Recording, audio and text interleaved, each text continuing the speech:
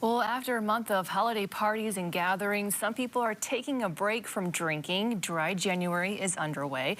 Dr. David Rizzuko, Vice President of Medical and Clinical Operations at Priority Health, is here to talk more about this trend. Dr. Rizzuko, thank you for being here with us. Thank you for having me. This trend has been going around for years now, and it's really gaining popularity. Why do you think that is? Yeah, I think folks recognize that we're coming off a long holiday season, or eating a little bit more than we should, probably ingesting a little bit more alcohol than we would like to. And so beginning of the year, New Year's resolutions, and so a lot of folks do focus on maybe abstaining or cutting down from alcohol. Yeah, who typically takes part in Dry January? Yeah, actually the statistics are about 1 in 3 are at least mindful of Dry January, and upwards of 1 in 3 are actually participating in some form, either again, cutting down or abstaining altogether for the entire month.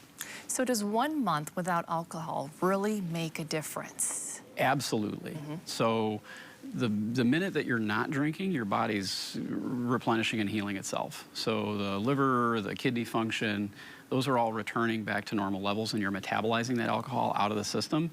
You'll notice health benefits almost immediately. You'll be sharper in terms of mind and thought, clearer.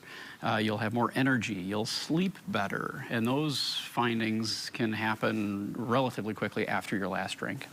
So you can really see a difference like the first week or two? Oh, very much so. Yep, okay. Absolutely. So how can someone tell if their drinking, though, may be becoming a problem? Yeah, so impacting your life adversely. So if you find that you're having difficulty with job performance or with your energy level, just kind of getting up for usual day-to-day activities, you can also notice that if it's becoming a problem, if you try to stop drinking and you're noticing physiologic symptom or actually withdrawal from alcohol. If you're using it as a crutch, more so than what would be considered just usual or social drinking. So for heavy drinkers, just to stop like that, is that safe? No, it's not. So if you do have clinical diagnosis of substance use disorder or using alcohol in excess, you can get a physiologic response from stopping alcohol. So you can find jitteriness, you'll get perspiration, or you start sweating, get a very queasy sense in your stomach. So there are a lot of definite adverse effects to stopping abruptly.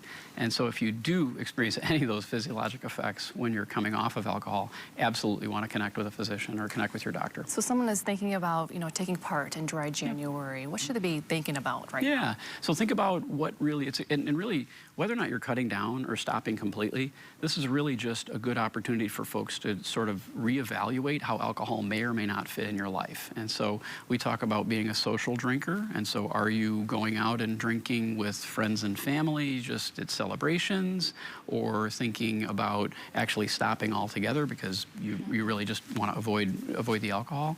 So thinking again about really how alcohol is impacting in your life, whether or not you're taking part in truly Dry January, stopping altogether. Dr. Rizzuko, do you see a lot of people taking part in this or hearing about it? Absolutely, yeah. And one of the nice things is a lot of younger folks are actually abstaining or cutting down, or maybe even not starting.